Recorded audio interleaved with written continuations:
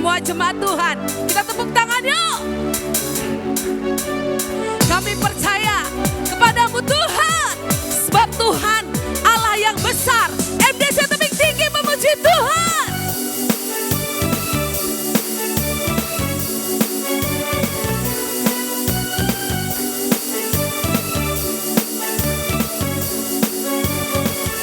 Tuhan Engkau hadir, amin. Kuasanya mengalir, melawat setiap hati kami. Rohmu membebaskan, Rohmu membangkitkan, kebesaranmu dinyatakan. Semuanya diselamatkan untuk menyembah. Datanglah kerajaanmu di dunia. We go! Di hadapan tatamu seluruh jiwa menyatu, naikkan pujian senada dengan surga. Kami datang bersatu, sembah puji namamu, semesta bersuka bersama dengan surga. Mari semua jemaat Tuhan, kita tepuk tangan untuk Tuhan Yesus, amin.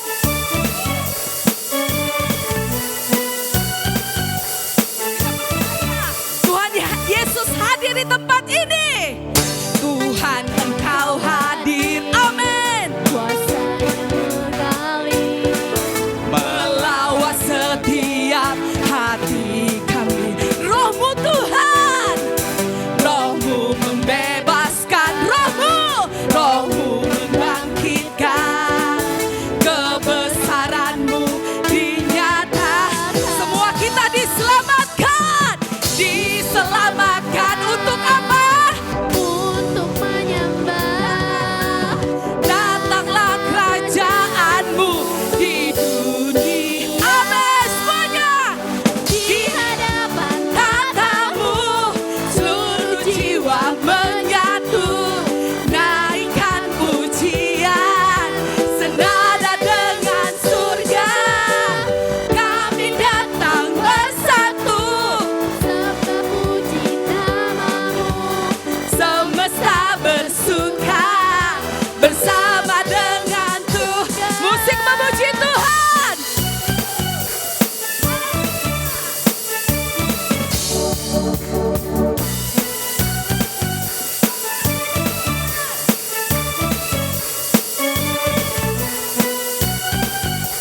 Kami datang di tempat ini Tuhan, mau menjadi penyembah Tuhan, amin. Terima kasih Tuhan.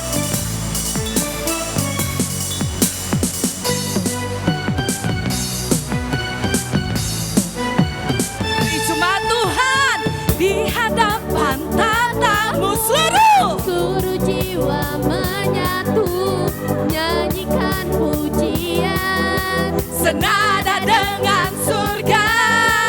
Kami datang bersatu, sembah puji namamu, semesta bersuka bersama dengan. Sekali lagi ya, di hadapan tatamu seluruh jiwa menyatu, nyanyikan pujian senada dengan surga. Kami datang bersatu, sembah puji namamu, semesta bersuka senada dengan surga.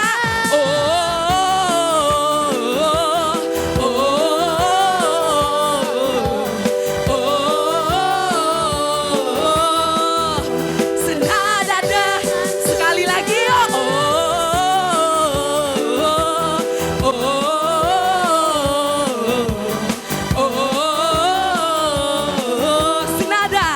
Senada dengan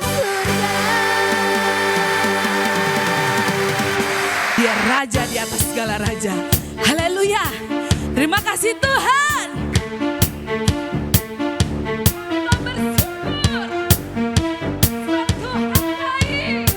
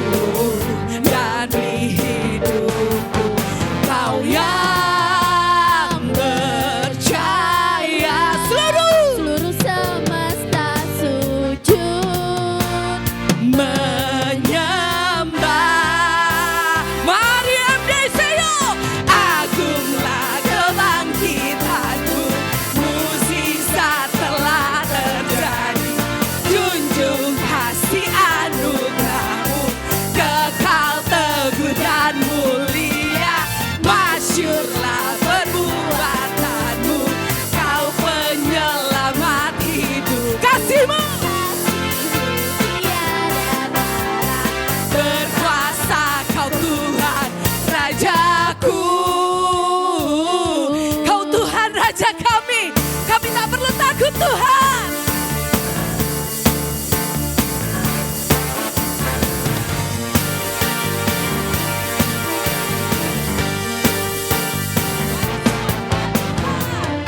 Bersyukurlah kepadanya, bawalah pujian bagi, karena dia apa? Dia yang berkuasa. Tuhan, Tuhanlah kekuatanku, mazmur dan keselamatanku, dia penolongku. yang beri hidup. Mari jemaat Tuhan, percaya seluruh semesta sujud. Mario, lompat FDC. Agunglah kebangkitan, lompat mukjizat telah terjadi. Junjung kasih anugerahmu, kekal teguh dan mulia. Masyurlah perbuatanmu, kau penyelamat hidup. Kasihmu Kasih-Mu tiada tara, berkata Kau Tuhan. Rajaku. Musik memuji Tuhan, amin. Haleluya.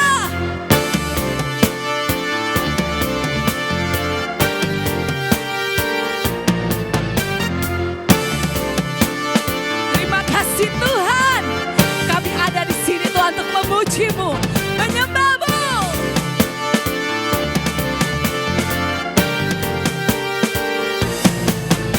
Kau yang percaya seluruh semesta sujud menyembah.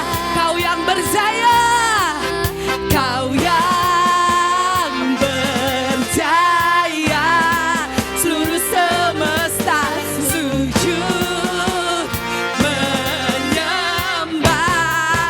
Lompat yo, agunglah kebangkitanmu, mukjizat telah terjadi. Junjung kasih anugerahmu, kekal teguh dan mulia. Masyurlah perbuatanmu, kau penyelamat hidupku. Kasih-Mu tiada tara, berkuasa Kau Tuhan, Rajaku. Dia Raja kita, amin. Haleluya.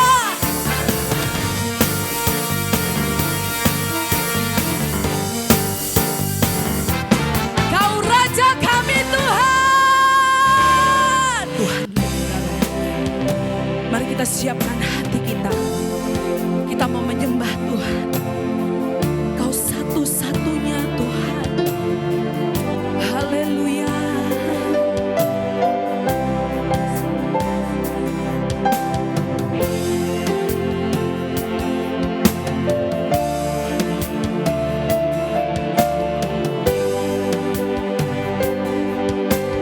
Kasih Tuhan.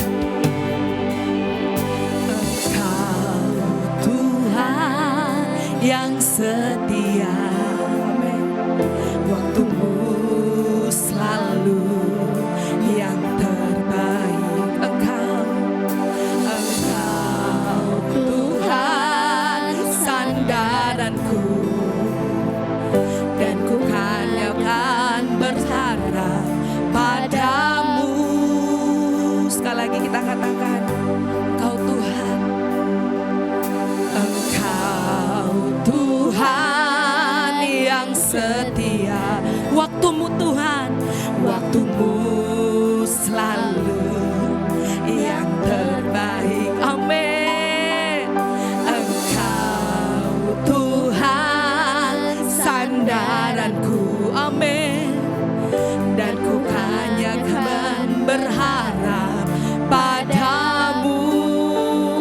Mari semua jemaat Tuhan kita katakan, satu-satunya yang ku andalkan, satu-satunya yang ku percaya. Amin. Engkau sumber kekuatan, sumber pengharapan, sumber kedamaian.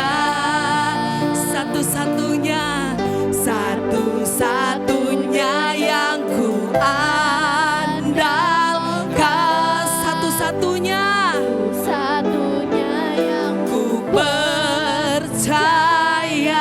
Engkau Tuhan, Engkau Tuhan memberkati, Tuhan penyembuhku, Tuhan pemulihku.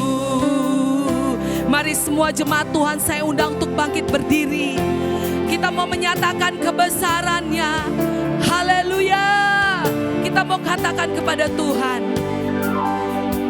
Engkau Tuhan yang setia. Waktumu Tuhan, waktumu selalu yang terbaik. Engkau Tuhan, Engkau Tuhan sandaranku. Dan ku hanya berharap, dan ku hanya kan berharap padamu. Tidak ada yang lain Tuhan Yesus, satu-satunya yang ku andalkan. Amin. Satu-satunya yang ku percaya. Engkau sumber kekuatan, sumber pengharapan, sumber kedamaian. Satu-satunya yang ku andal. Amin. Satu-satunya yang ku percaya. Amin. Engkau Tuhan memberkati, Tuhan penyembuhku, Tuhan pemulihku. Haleluya. Haleluya. Kau pemulih kami Tuhan, Kau satu-satunya yang kami sembah. Tiada yang lain ya Bapa. Kau sumber kedamaian kami, Kau sukacita kami Tuhan. Kami tinggikan nama-Mu ya Bapa. Haleluya. Haleluya. Kami sembah, kami sembah, kami sembah, kami sembah. Sembah Yesus, sembah Yesus, sembah. Dia juru selamat, Dia pembawa damai, Dia pembawa sukacita, Dia sumber kasih dari segala-galanya. Haleluya. Terima kasih Tuhan, Kau satu-satunya yang kami percaya. Tuhan, terima kasih. Terima kasih Kau penolong kami yang setia Tuhan. Kau harapan kami, Kau kota benteng kami, Kau gunung batu kami yang teguh. Haleluya.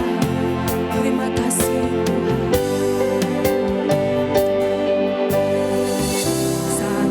Satu-satunya yang ku andalkan. Amin. Satu-satunya yang ku percaya. Engkau sumber kekuatan, sumber pengharapan, sumber kedamaian. Satu-satunya yang ku andalkan. Satu-satunya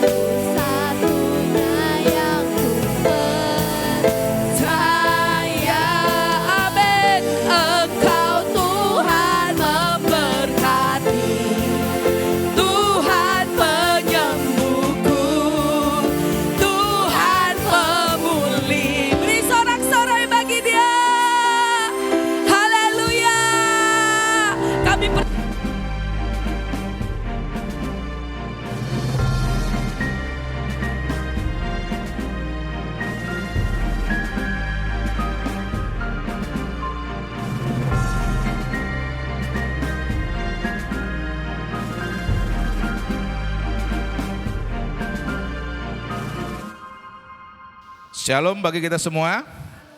Kurang semangat Bapak Ibu, shalom. Haleluya, puji nama Tuhan. Oke, terima kasih.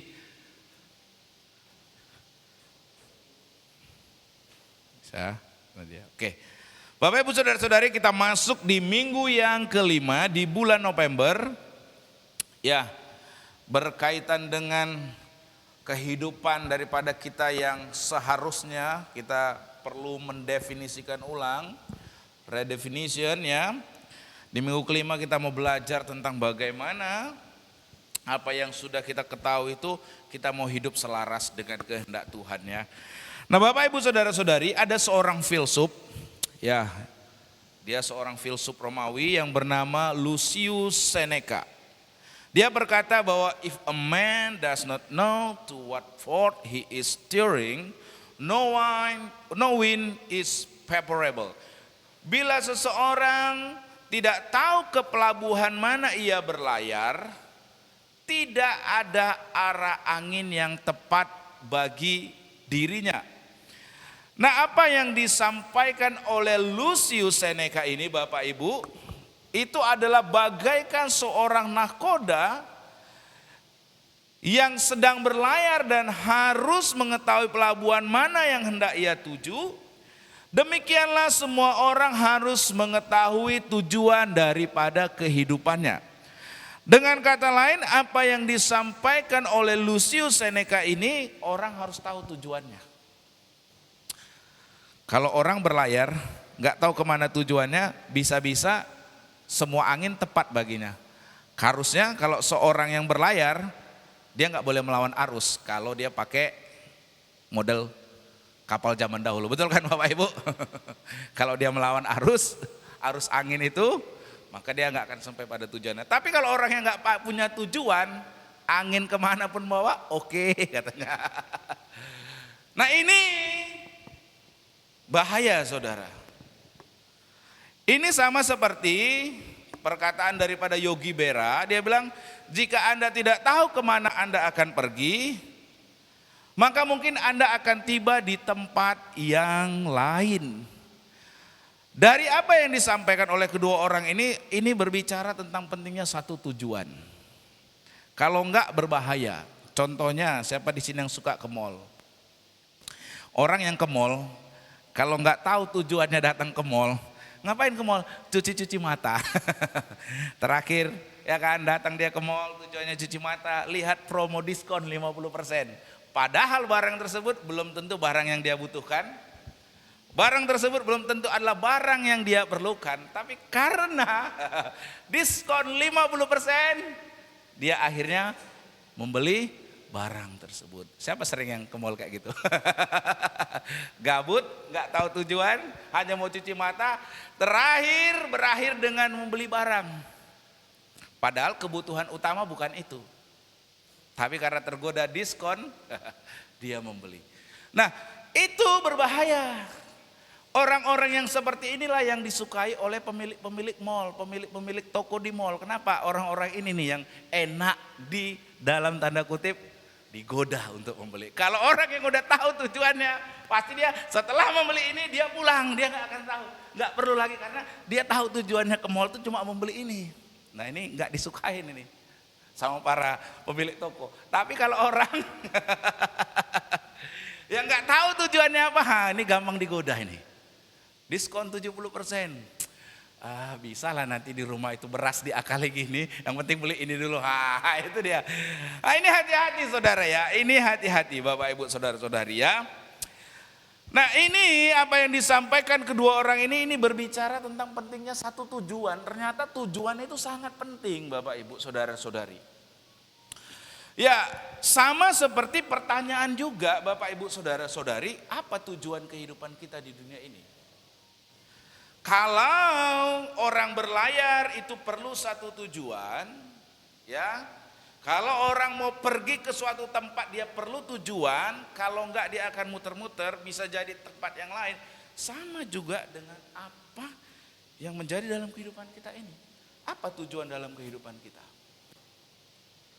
Bapak Ibu saudara-saudari, Kalau kita ditempatkan Tuhan di dunia ini, ada tujuannya Bapak Ibu.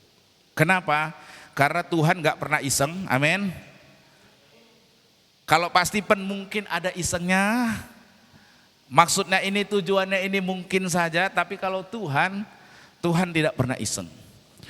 Nah, apa tujuan daripada Allah menciptakan manusia? Nah, Allah menciptakan manusia dan menempatkan kita di dunia dengan tujuan yang jelas dan bersifat spesifik. Jadi ada tujuan daripada kita hadir di dunia ini Bapak Ibu. Yaitu agar kita mengelola dan merawat semua ciptaannya di dunia ini. Itu yang Tuhan katakan pertama kali kepada Adam dan Hawa ketika Adam dan Hawa diciptakan. Supaya Adam dan Hawa itu punya tugas, punya tujuan. Nah Bapak Ibu Saudara-saudari, tapi kejatuhan manusia ke dalam dosa tidaklah menggagalkan rencana Allah tersebut. Nah memang citra Allah dalam diri manusia telah menjadi rusak karena keberdosaan mereka, tapi rencana Allah tidak pernah gagal. Tuhan itu punya maksud dan tujuan dalam kehidupan manusia, tapi dosa merusak tujuan tersebut. Tapi itu tidaklah rusak ya, gagal tidak. Kenapa? Karena sejak kejatuhan manusia ke dalam dosa, Allah bekerja memulihkan citranya dan rencananya dalam hidup manusia. Dan proses untuk mengembalikan kita kembali kepada citra yang seharusnya, kepada tujuan yang seharusnya dari keberadaan kita di dunia ini, itulah yang disebut sebagai formasi rohani atau spiritual formation, untuk mengembalikan kita kembali kepada citra yang sesungguhnya, untuk membawa kita kembali kepada tujuan yang seharusnya tentang keberadaan kita di dunia ini. Ingat, tujuan itu penting. Sama seperti engkau bertanya, apa tujuanmu hadir di dunia ini? Itu sangat penting. Itu sangat menentukan. Kalau orang tidak tahu tujuan daripada hidupnya, itu yang bisa berakhir entah kemana, entah ke tempat mana, atau hidupnya berputar-putar saja. Oleh karena itu sangat penting yang namanya tujuan. Nah, Tuhan ingin mengembalikan kita Bapak Ibu Saudara-saudari ya, kepada yang namanya citra, kepada apa yang menjadi tujuan itu, dan itulah yang disebut sebagai formasi rohani. Apa itu formasi rohani? Seperti yang sudah berulang kali dibilang, adalah proses supaya kita menjadi serupa dengan Kristus oleh pertolongan Roh Kudus untuk hidup apa Bapak Ibu? Katakan kanan kiri saudara, hidup selaras dengan kehendak Allah. Itu yang menjadi tujuan Anda. Dan itulah yang Tuhan mau bentuk dalam kehidupan Anda. Dan inilah yang namanya, yang tadi kalau kita tema di sepanjang bulan ini, diri Anda yang sesungguhnya. Katakan diri kanan kiri, katakan kanan kiri Anda, diri Anda yang sesungguhnya. Apa itu diri Anda yang sesungguhnya? Yang menjadi serupa dengan Kristus.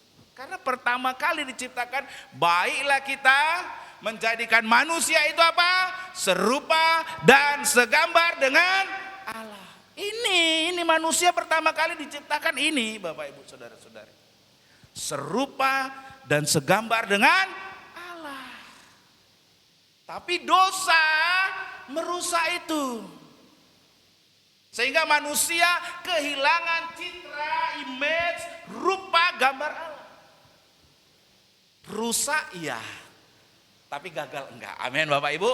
Kenapa? Karena Tuhan Yesus datang ke dunia ini untuk memulihkan Bapak Ibu Saudara-saudari, relasi yang rusak antara Allah dan manusia, dan mengembalikan kembali citra kita, image kita seperti serupa dan segambar dengan Allah. Itulah yang disebut dengan formasi rohani, pembentukan kerohanian atau spiritual formation.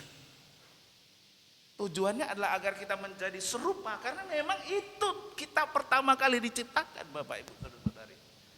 Menjadi serupa dan segambar dengan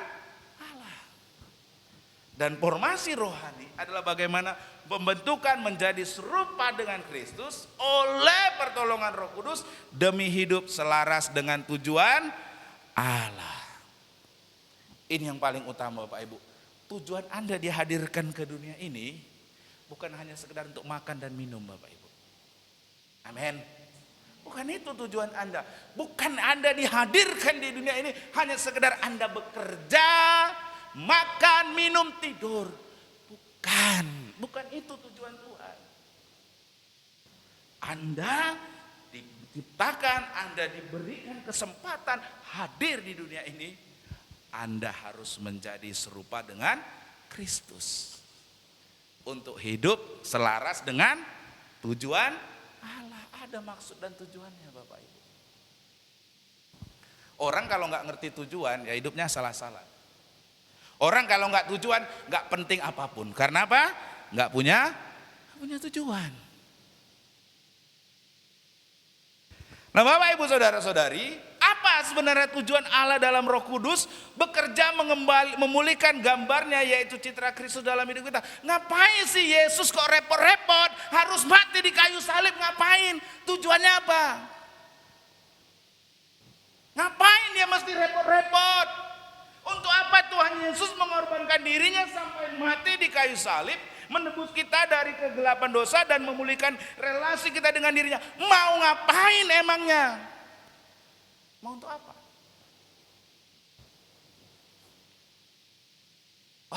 Orang Kristen kan enak bilang, Yesus hadir lahir di dunia ini.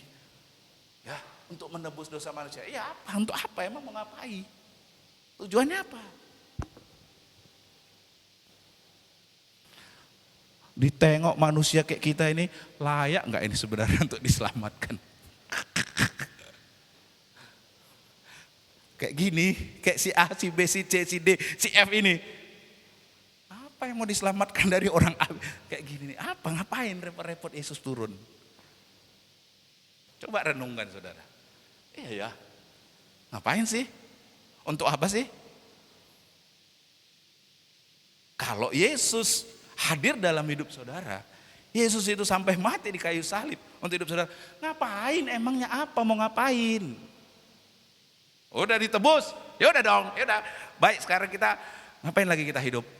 Endkan aja hidup kita, ya kan? Gimana menurut Bapak Ibu? Coba, menurut Bapak Ibu sekarang, saudara sudah ditebus, saudara diselamatkan Yesus, Yesus sudah datang, udah. Kalau gitu sekarang ngapain lagi kita hidup? Mending kita akhiri hidup kita, kan langsung enak kan? Pasti ada tujuan. Pasti ada tujuannya kenapa Yesus mau datang ke dunia ini. Yesus mengorbankan dirinya, Yesus repot-repot supaya kita pulih gambar citra diri kita. Pasti ada tujuannya. Amin. Amin saudara. Anda ditebus ada tujuannya. Amin. Amin saudara. Anda ditebus ada tujuannya. Apa itu tujuannya? Ini saudara, Efesus 2 ayat 8 sampai 10. Sebab karena anugerah kamu diselamatkan oleh iman. Apa dikatakan?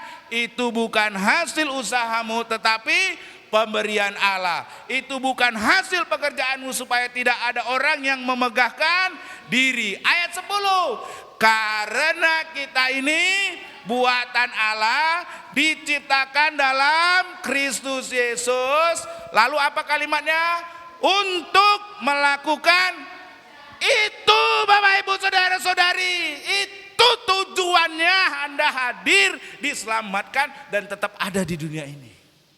Itu tujuannya. Bukan Anda ditebus, diselamatkan, dipulihkan. Ya supaya apa? Supaya lebih rohani. Supaya apa? Lebih hebat. Supaya apa? Lebih diurapi. Enggak itu tujuannya. Bukan supaya Anda lebih rohani, bukan supaya Anda lebih hebat. No. Untuk melakukan perbuatan baik. Itu tujuannya saudara. Untuk apa? Melakukan apa? Pekerjaan baik yang dipersiapkan Allah sebelumnya dan Ia mau supaya kita hidup di dalamnya, hidup di dalam melakukan pekerjaan-pekerjaan yang baik. Itu tujuannya. Ayat 8 sampai 9 itu berbicara tentang bagaimana Yesus Kristus di dalam pengorbanannya memberikan anugerah itu, keselamatan itu. Ya. Dan ayat 10 adalah bagaimana respon Anda, tanggapan Anda terhadap keselamatan yang diberikan itu, anugerah yang diberikan itu, Anda meresponinya apa? Itu ayat 10, saudara. Seringkali orang Kristen sampai di ayat 8-9 aja. Sebab karena kasih karunia kamu diselamatkan oleh iman. Itu bukan hasil usaha, tetapi pemberian Allah. Oh, selamat karena imannya sudah, yang penting udah selamat. Kan iman, anugerah sama Tuhan, dia udah cukup. Anda keliru. Haleluya, amin. Bukan itu, bukan cuma mau diselamatkan Anda.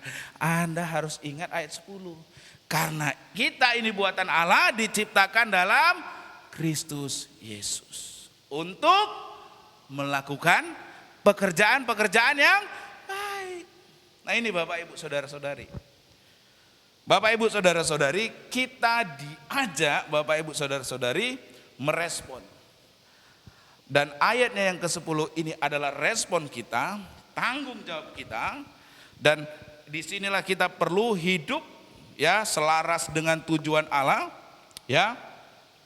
Dan dari ayat-ayat ini Bapak Ibu Saudara-saudari, agar kita hidup selaras dengan tujuan Allah, untuk kita bisa hidup selaras dengan tujuan Allah, kita perlu yang pertama Bapak Ibu, nah ini, memahami siapa diri kita yang sebenarnya. Supaya Anda bisa hidup selaras dengan tujuan Allah, hidup di dalam melakukan pekerjaan-pekerjaan yang diinginkan Allah, Ia mau supaya kita hidup di dalamnya. Yang pertama, saudara harus tahu dulu siapa diri Anda yang sebenarnya.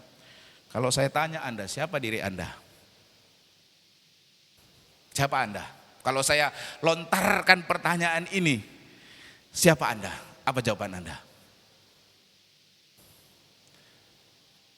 Saya Dani, itu nama Anda, itu bukan diri Anda. Apakah kalau namanya berubah jadi Jono, Dani dalam dirinya berubah? Siapa diri Anda? Apakah karena nama?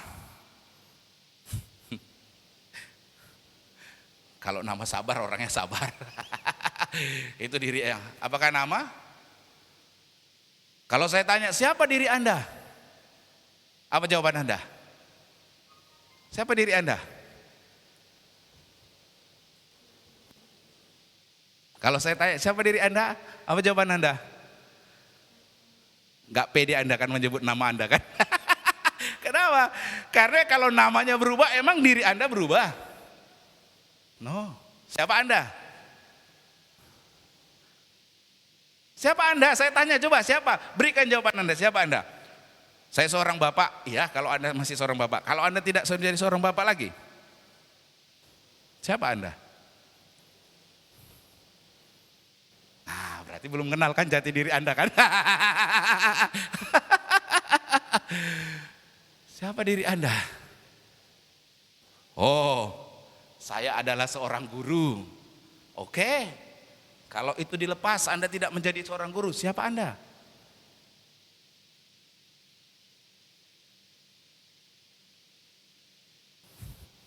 Siapa diri Anda? Halo? Wah.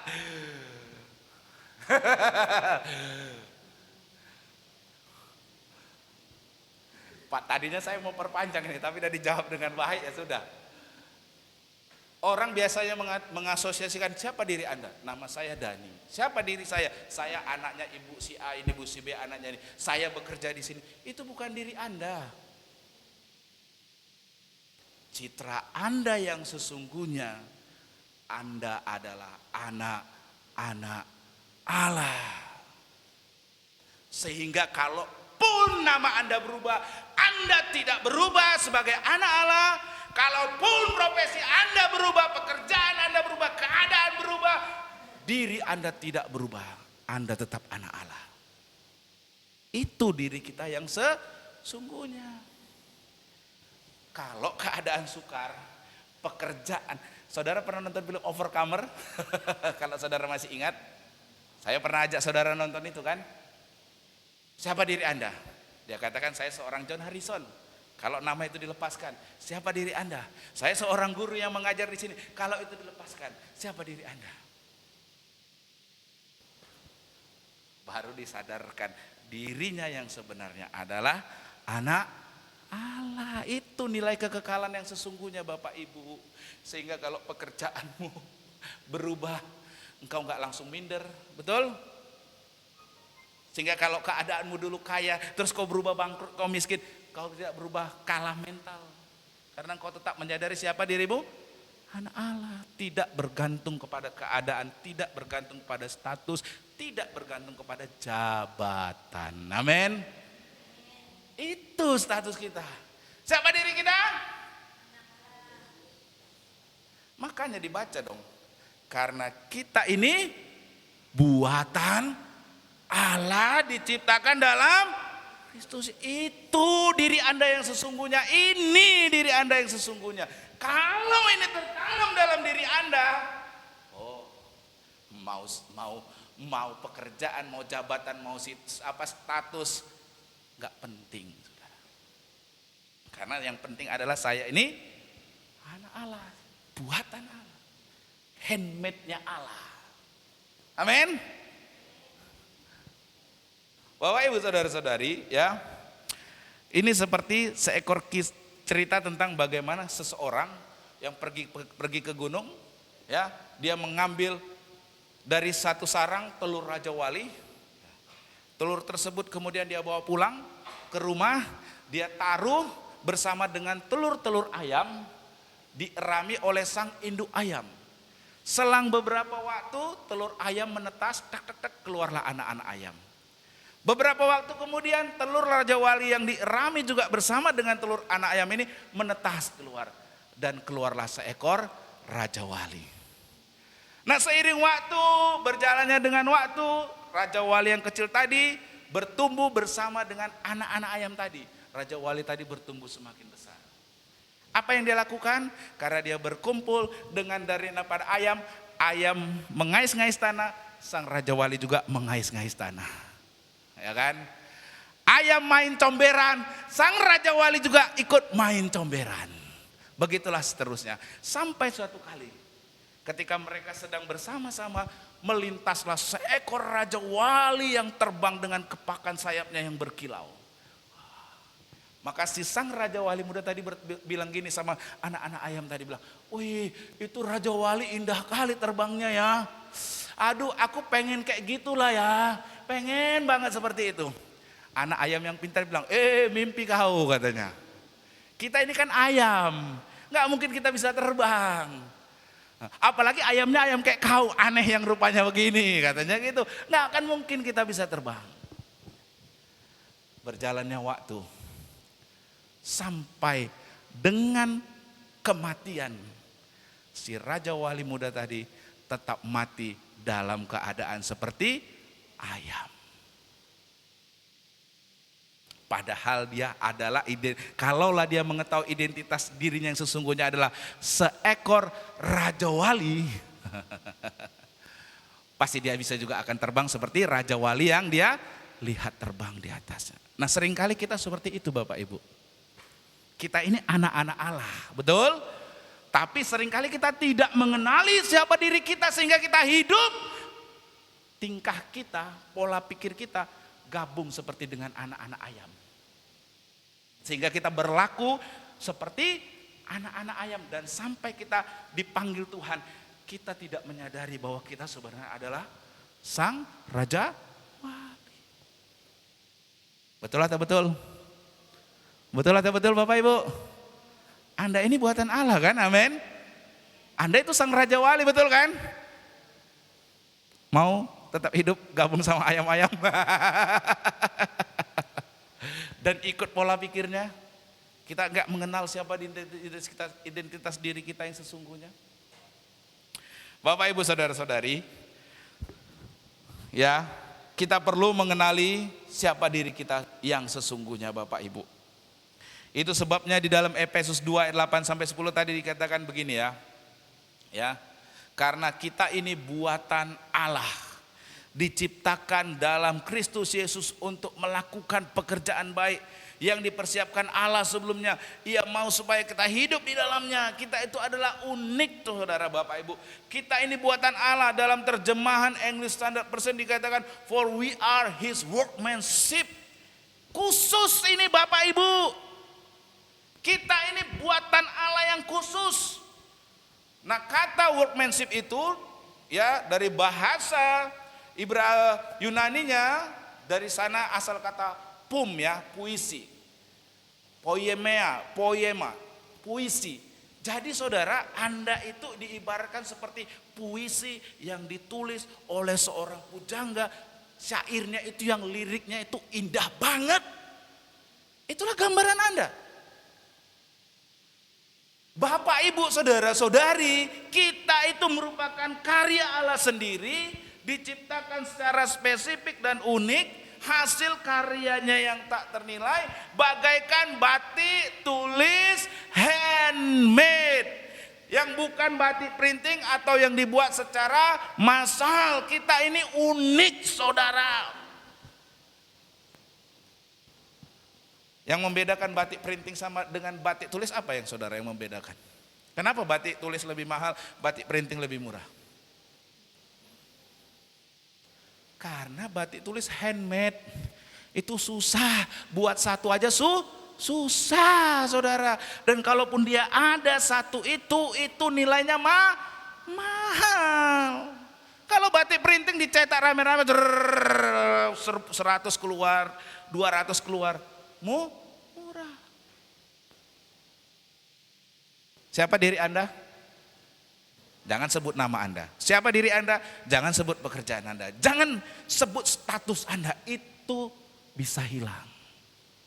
Betul kan? Emang kalau Anda bekerja terus Anda bekerja? Enggak. Emang kalau Anda hari ini kaya, jaminan Anda tetap kaya esok hari? Enggak. Jangan. Siapa diri Anda yang sesungguhnya? Anda buatan Allah. Anda adalah anak-anak Allah. Anda adalah buatan tangan yang khusus, spesial, handmade. Amin. Amin. Itu saudara, itu yang harus saudara ingat.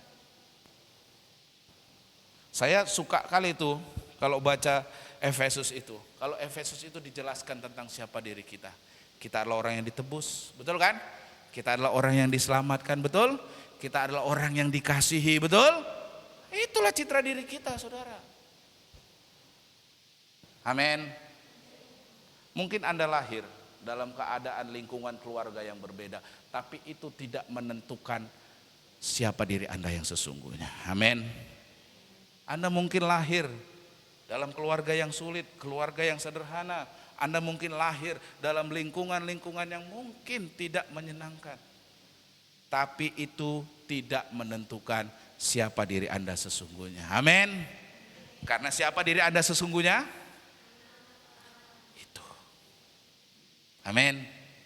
Kenapa Anda anak-anak Allah? Karena Anda buatan tangan Allah yang spesial.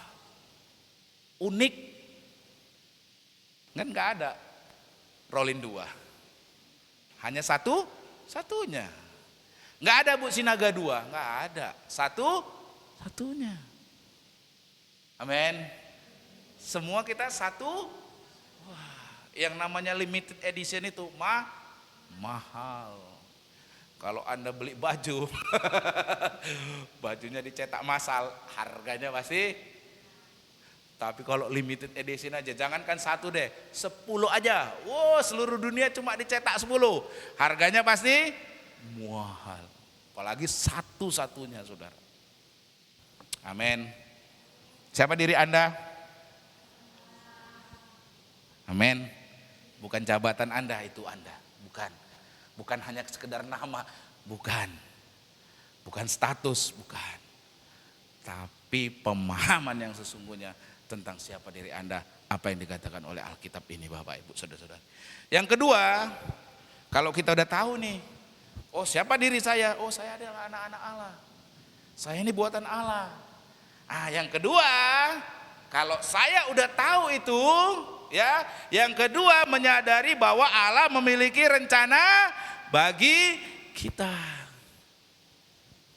Kita mau hidup kita itu selaras dengan tujuan Allah, berjalan dalam spiritual formation, pembentukan kerohanian itu, kita ini sadar, kita ini buatan Allah, kita ini anak-anak Allah. Yang kedua, kita harus sadar nih, bahwa Allah ternyata memiliki rencana bagi kita. Katakan kanan kiri saudara, Allah punya rencana bagi Anda. Katakan sekali lagi, Allah punya rencana bagi Anda. Bapak Ibu saudara-saudari, setiap kita Bapak Ibu ya, Tuhan punya rencana dalam kehidupan kita. Itulah yang dikatakan dalam Efesus 2:8 sampai 10 di ayat 10 dikatakan begini. Karena kita ini buatan Allah, diciptakan dalam Kristus Yesus untuk apa? Melakukan pekerjaan baik yang dipersiapkan Allah sebelumnya. Anda ini buatan Allah, Anda adalah anak-anak Allah. Oleh karena Kristus Yesus Tuhan tadi, Anda itu diminta.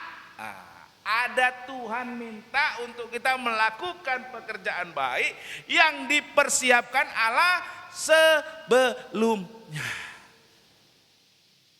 Artinya Bapak Ibu saudara-saudari di sini, kalau kita belajar kalimat ini Bapak Ibu ya, saudara perlu paham ini. Menurut John Stott, keselamatan itu ada dalam tiga bentuk waktu. Kita telah diselamatkan, betul? Karena Yesus Kristus telah mati bagi kita, amin. Kita juga dalam perjalanan kehidupan di dunia ini kita juga sedang diselamatkan, amin. Dan juga yang kemudian akan sampai nanti Yesus datang yang kedua kali, betul kan? Amin. Telah, apa artinya di masa lalu? Kalau kita ini menerima Yesus Kristus sebagai Tuhan, sebab karena kasih karunia kamu diselamatkan oleh iman, ayat sebelumnya itu bukan hasil usahamu tetapi pemberian Allah, kita diselamatkan. Tapi kita juga sedang di masa kini ketika Roh Kudus senantiasa terus memperbaharui kita, sedang diselamatkan.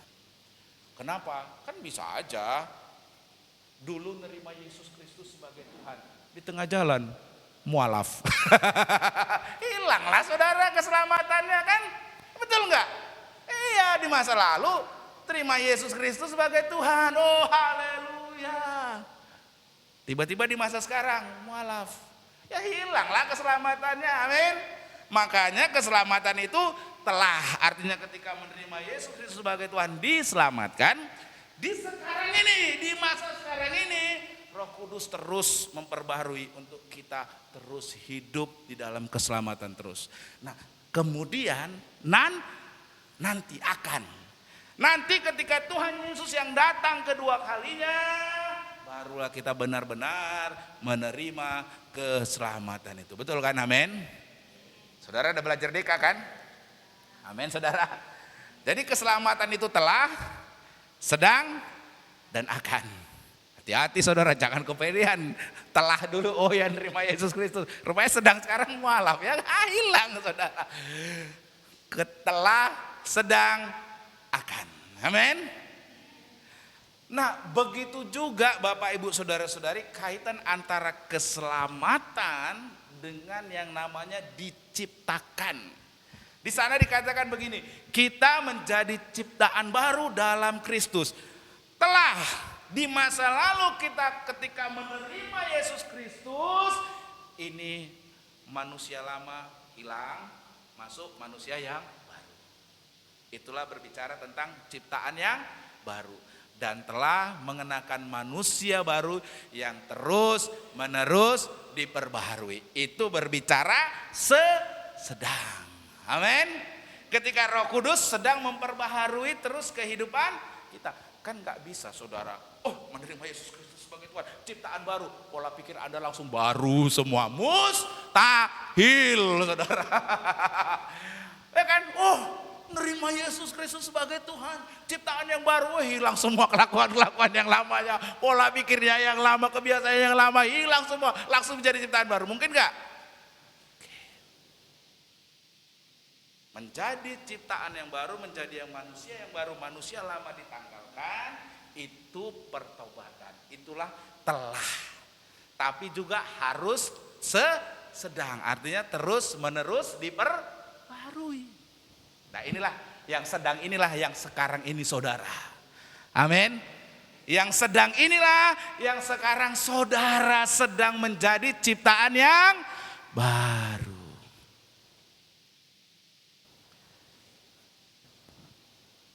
Menjadi ciptaan baru yang sempurna itu nanti ketika Tuhan Yesus akan datang kedua kalinya. Jadi Bapak Ibu saudara-saudari, di mana bergeraknya spiritual formation, pembentukan kerohanian itu? Di telah dan sedang ini saudara. Amin saudara-saudari. Saudara dibentuk ya untuk menjadi serupa dengan Kristus di mana? Bukan dia akan datang. Di telah dan sedang ini saudara. Amin. Berarti saudara menjadi ciptaan yang baru yang terus menerus diperbaharui.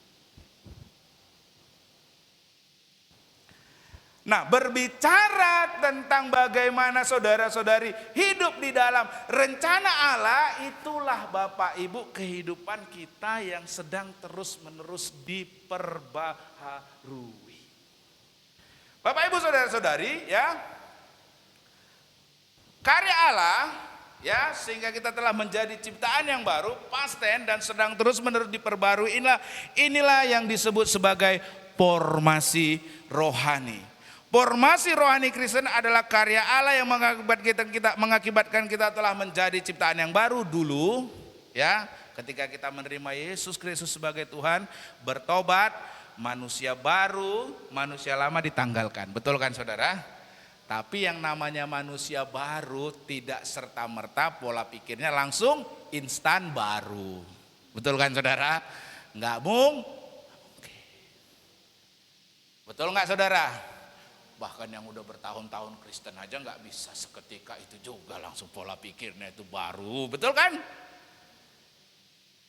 Dan sehingga ya yang terus menerus diperbaharui present, itulah yang sekarang ini sedang kita ini sedang ya, sehingga pada akhirnya menjadi serupa dengan Kristus. Nah, tujuan Allah kenapa kita itu harus menjadi ciptaan yang baru, agar kita juga melakukan pekerjaan yang baik yang Tuhan telah persiapkan sebelumnya.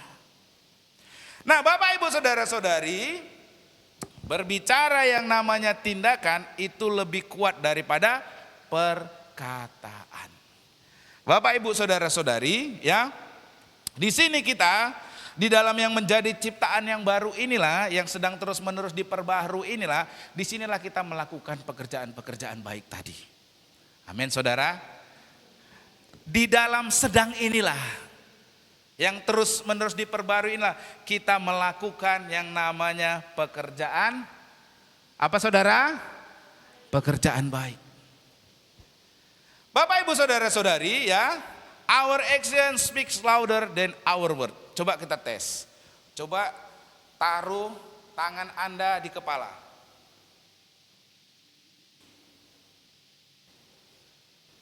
Coba taruh tangan Anda di kepala.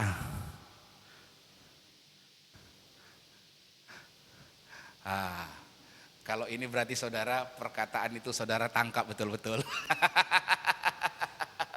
Biasanya orang akan meniru taruh juga tangannya di dagu. Kenapa? Karena orang lebih suka melihat perbuatan dibandingkan perkataan. Nah ini saudara udah lulus uji nih saudara ya. Berarti saudara dengar apa perkataan Tuhan ya. Sekalipun yang ngomong gak benar firman Tuhan, saudara tetap tahan uji nih. Bagus, berikan tepuk tangan buat saudara ya. Kenapa? Karena orang umumnya akan melihat perbuatan dibandingkan setiap perkataan. Betul? Makanya kalau kita ini sedang yang terus menerus diperbarui dalam yang namanya spiritual formation, pembentukan kerohanian yang terus menerus diperbarui ini, di dalam perbuatan pekerjaan-pekerjaan itulah orang menilai kita telah menjadi ciptaan yang baru atau belum. Amin.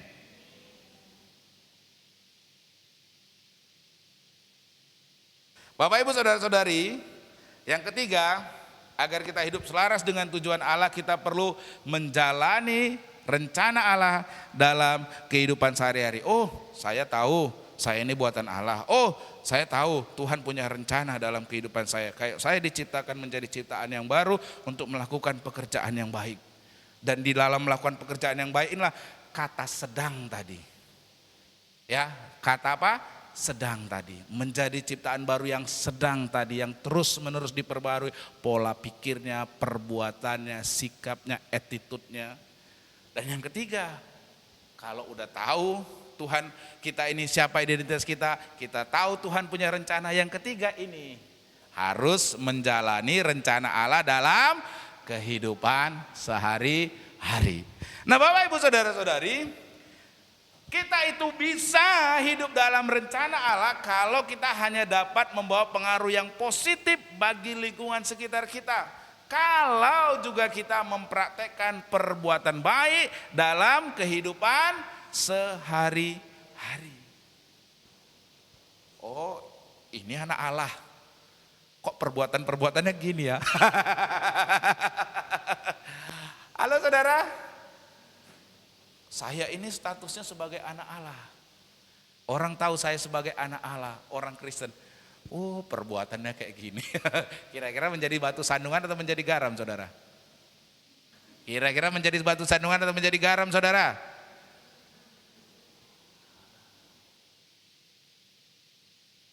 Menjalani rencana Allah dalam kehidupan sehari-hari itu artinya kita membawa pengaruh yang positif. Dan pengaruh yang positif itu dengan mempraktekkan apa?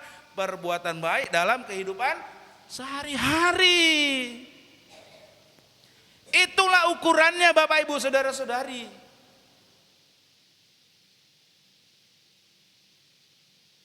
Karena kita ini buatan Allah, diciptakan dalam Kristus Yesus untuk melakukan pekerjaan baik yang dipersiapkan Allah sebelumnya. Ia mau supaya kita hidup di luarnya, betul? Di luar apa di dalam? Oh, berarti Tuhan mau Anda hidup di dalam rencananya, betul? Di dalam rencana Allah melakukan apa? Pekerjaan baik yang telah Allah persiapkan sebelumnya. Kalau Anda mau hidup selaras dengan kehendak Allah, Anda harus hidup jalani rencana Allah tadi. Hidup di dalamnya. Apa itu? Mewujudkan rencana Allah dalam kehidupan sehari-hari. Dalam rumah tangga, dalam tempat kerja, maupun juga di dalam pergaulan. Hidup juga bertanggung jawab, tidak bermalas-malasan dan sekedar menikmati semua yang telah Allah sediakan. Bapak Ibu Saudara-saudari ya, kalau kita tahu siapa diri kita tahu rencana Allah dalam diri kita, dan kita mau hidup di dalamnya, maka itulah kehidupan yang selaras dengan tujuan Allah. Amin. Itulah hidup yang selaras dengan kehendak Allah. Kalau saudara, makanya gini, kalau kita ini anak-anak Allah, identitas kita adalah anak-anak Allah, tapi kita tidak melakukan apa yang Allah rencanakan, dapatkah kita disebut sebagai anak-anak Allah? Kalau kita anak-anak Allah, tapi yang kita lakukan bukanlah melakukan kehendak Allah, dapatkah kita disebut sebagai anak-anak Allah? Makanya ini harus benar-benar kita sadari Bapak Ibu Saudara-saudari. Makanya pembentukan kerohanian itu sangat penting dalam hidup kita. Karena di dalam pembentukan kerohanian itulah Tuhan sedang membawa kita untuk hidup selaras dengan kehendak-Nya. Untuk menjadi serupa dengan Kristus. Untuk bisa hidup seperti itu, Anda harus sadar dulu siapa diri Anda. Itu motivasi yang terdalam. Amin. Kalau orang, siapa diri Anda? Oh, saya penjahat, pasti gak akan mungkin melakukan pekerjaan baik, betul? Gak akan mungkin. Siapa diri Anda? Siapa diri Anda? Oh, saya seorang penipu. Gak akan mungkin melakukan pekerjaan baik. Pasti yang ada dalam kehidupannya dia akan melakukan penipuan. Bapak Ibu saudara-saudari, ya, Anda dan saya dan kita semua di tempat ini, Bapak Ibu, kita harus hidup selaras dengan tujuan Allah. Kita mau hidup kembali kepada fitrahnya, amin. Kalau kita itu diciptakan Allah, serupa dan segambar dengan Allah, untuk menyandang karakter Allah, itu adalah tujuannya untuk melakukan pekerjaan-pekerjaan yang baik, amin. Itu tujuan kita, itulah kehidupan yang selaras dengan kehendak Allah. Di mana kita dapat tunjukkan Bapak Ibu? Di gunung sendirian, bertapa, semedi, berdoa? Enggak. Di mana kita tunjukkan Bapak Ibu? Di kamar dengan berdoa, baca Alkitab sepanjang hari, enggak keluar rumah gitu? Di mana kita tunjukkan? Kehidupan sehari-hari. Di rumah, di lingkungan, di masyarakat. Jadi adalah keliru kalau mempraktekkan kekristenan, ya, tujuannya itu adalah untuk diri Anda, supaya saya lebih rohani, supaya saya lebih hebat, supaya kalau lebih doa lebih dijawab Tuhan. Itu salah. Amin. Anda diciptakan dalam Kristus Yesus untuk melakukan perbuatan yang baik. Tahu dari mana orang menilai Anda melakukan pekerjaan yang baik? Diam di dalam rumah, semedi di gunung? Enggak kan? Mungkin. Tahu dari mana Anda melakukan pekerjaan-pekerjaan baik? Karena dapat dilihat oleh banyak orang. Karena Anda ada berada di dalam lingkungan, di dalam masyarakat, di dalam keluarga. Amin. Amin Bapak Ibu saudara-saudari, ya. Kita mau hidup selaras dengan tujuan Allah. Oleh karena ingatlah ketiga hal ini Bapak Ibu saudara-saudari, ya. Memahami siapa diri kita yang sebenarnya, menyadari bahwa Allah memiliki rencana bagi kita, dan yang ketiga menjalani rencana Allah dalam kehidupan sehari-hari. Kalau kita melakukan ini, inilah kita sedang dibentuk kerohaniannya. Amin. Kita sedang mengalami spiritual formation. Nah Bapak Ibu saudara-saudari, ini saya kelewatan ini contohnya ini.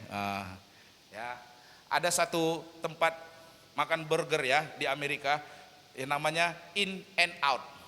Ya, ini katanya orang kalau di Google saudara lihat, orang rela antri nih makan ini, mau makan di tempat burger ini. Kenapa orang mau makan di tempat In and Out burger ini? Katanya bukan nggak lebih banyak itu makan hamburger yang lebih murah, tapi orang rela ngantri di tempat ini. Ya. Mengapa? Karena rupanya pelayanan di In and Out ini memang sangat bagus. Kualitas serta kesegaran dari burgernya yang mereka sajikan ini memang rupanya sangat baik sekali Bapak Ibu saudara-saudari. Pelayanannya itu luar biasa. Jadi orang itu berebut mau makan di sini saudara. Nah, yang menentukan saudara, ya, bukan karena memang mereka di dalam menjual burger ini ada untuk melapisi burgernya itu memang ditaruh di sampul-sampulnya itu ayat-ayat Alkitab. Ya, di setiap kemasan-kemasannya itu ada ayat-ayat Alkitab. Tapi apakah ayat-ayat Alkitab itu yang menentukan saja saudara? Enggak lah. Kalau ayat Alkitab ditulis di kertas tapi kelakuannya buruk, mau orang datang? Enggak saudara.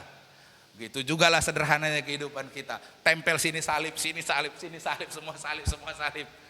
Kalau pelayanan kita tidak bagus, kalau pekerjaan baik kita tidak bagus, mau nggak orang mendengar kita? Kan, saudara. In and Out ini memang di kemasannya itu ayat-ayat Alkitab, tapi terlebih daripada itu semua, ayat-ayat Alkitab itulah yang mendasari mereka untuk melakukan pelayanan yang terbaik. Amin. Dasarnya itu saudara. Ya. Demikian juga hidup kita sebagai saksi Kristus di lingkungan sekitar kita. Hidup menjalani rencana Allah, yaitu menjadi berkat bagi sesama dalam kehidupan sehari-hari. Dengan demikian Allah dimuliakan melalui kehidupan jadi garam. Amin. Jangan jadi batu sandungan. Amin. Amin saudara. Anda adalah anak-anak Allah. Tuhan punya rencana bagi hidup Anda, dan Tuhan mau Anda hidup dalam rencana tersebut. Itulah spiritual formation. Anda menjadi manusia baru yang dahulu lama itu manusia lama telah ditanggalkan. Sekarang manusia baru tapi yang juga terus menerus diperbaharui. Amin. Kalau pola pikirnya baik, pola pikirnya sehat, selaras dengan kehendak Allah, pasti perbuatan-perbuatannya juga selaras dengan kehendak Allah. Amin. Dan dari perbuatan-perbuatannya itu nama Tuhan dipermuliakan. Jadi garam dan terang. Amin. Saya rindu Bapak Ibu saudara-saudari kita ya menutup akhir bulan ini ya. Saudara ingat kita level up itu seperti Raja Wali kan. Seringkali kita itu level up seperti anak ayam.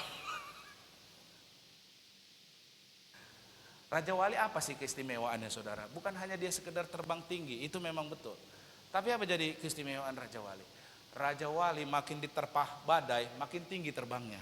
Makin kencang anginnya, makin tinggi dia terbang. Tapi kalau ayam, makin kencang angin berhembus, makin jatuh. Nah ayo dong, kita level up itu seperti Raja Wali. Jangan kena angin-angin embus sedikit aja langsung roboh. Makin gini, lembut anginnya bertahan. Semakin sedang keras semakin bertahan. Makin datang badai, makin terbang tinggi. Amin. Amin Bapak Ibu. Amin ya. Amin. Mau mengawali tahun 2026 ini. Amin. Mentalnya harus mental mental Raja Wali. Level up itu. Nah, jadi supaya punya mental Raja Wali itu tadi harus tahu dulu siapa diri Anda yang sesungguhnya. Amin. Apa rencana Allah dan Anda diminta untuk hidup dalam rencana tersebut. Mari kita tundukkan kepala, kita bersatu dalam doa. Terima kasih Tuhan.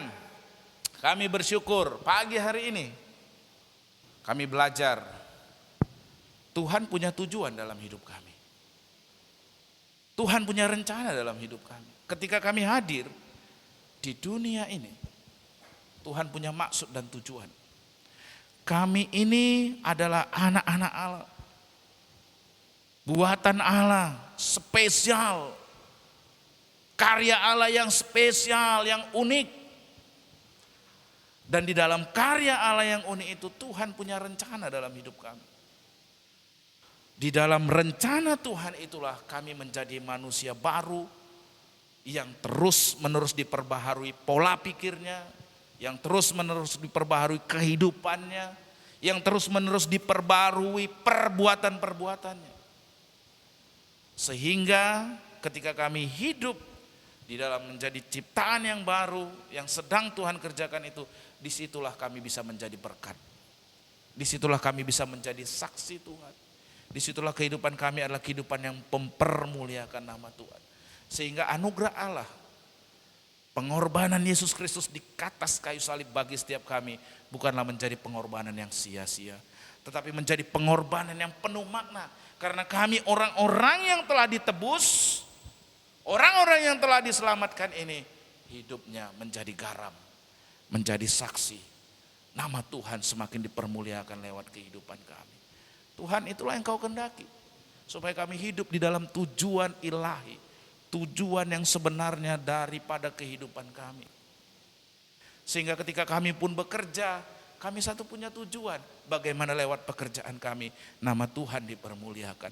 Ketika kami pun bersekolah, kami punya satu tujuan, yaitu bagaimana nama Tuhan dipermuliakan. Ketika kami bersekolah, kami menjadi anak-anak yang menjadi teladan, anak-anak yang pintar, anak-anak yang berprestasi.